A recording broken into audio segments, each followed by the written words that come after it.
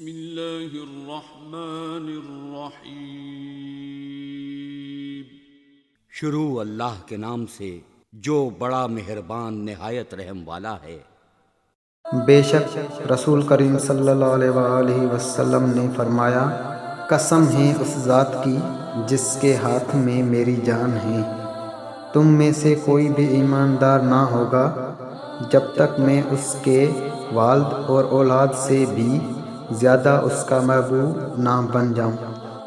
آن حضرت محمد صلی اللہ علیہ وآلہ وسلم نے فرمایا، تم میں سے کوئی شخص ایماندار نہ ہوگا جب تک اس کے والد اور اس کی اولاد اور تمام لوگوں سے زیادہ اس کے دل میں میری محبت نہ ہو جائے۔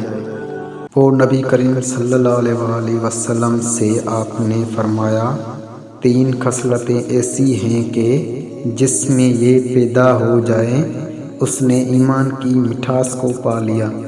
اول یہ کہ اللہ اور اس کا رسول اس کے نزدیک سب سے زیادہ محبوب بن جائیں۔ دوسرے یہ کہ وہ کسی انسان سے محض اللہ کی رضا کے لیے محبت رکھے۔